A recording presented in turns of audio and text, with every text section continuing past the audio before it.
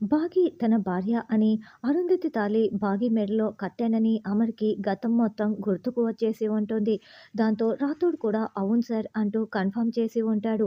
అయితే అమర్ మరింత గతం గుర్తు చేసుకుంటూ ఉంటాడు.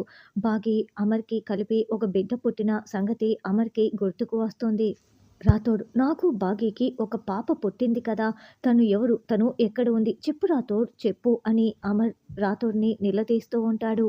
దాంతో రాథోడ్ ఏడుస్తూ ఆనంద బాష్పాల్ని కారుస్తూ "ఆ పాప మీ దగ్గరే ఉంది సార్. ఆ పాప మరెవరో కాదు బుజ్జమ్మ" అన్న నిజాన్ని రాథోడ్ చెప్పేస్తాడు. "ఏంటి నువ్వు చెప్తున్నది నిజమా రాథోడ్? బుజ్జమ్మ నా కూతురా? నాకు భాగ్యకి పుట్టిన కూతురా?" అని అమర్ చాలా షాకింగ్‌గా అడుగుతూ ఉంటాడు. "అవును సార్. బుజ్జమ్మ మీ కూతురు సార్. భాగ్య మేడంకి మీకు పుట్టిన కూతురే బుజ్జమ్మ సార్" అని రాథోడ్ చెప్తూ ఉంటాడు. బుజ్జమ్మ అమ్మవారి దగ్గర దర్శనం చేసుకుంటూ ఉంటే అమర్‌కి రాతోడిలా నిజం చెప్పినట్లు చూపిస్తూ ఉంటారు. "బుజ్జమ్మే మీ పాప సార్. బుజ్జమ్మే మీ పాప" అంటూ రాథోడ్ మరీ ఏడుస్తూ చెప్తూ ఉంటాడు.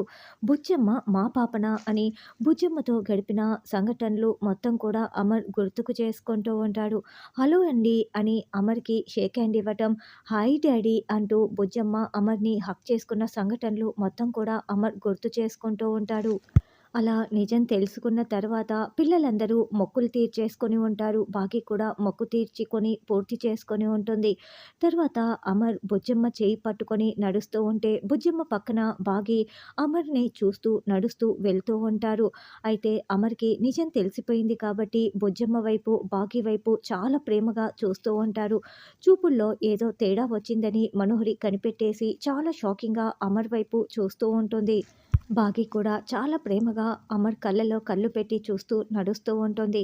ఇదంతా గమనించుకుంటున్న మనోహరి అసలు ఏం జరుగుతోంది ఇక్కడ?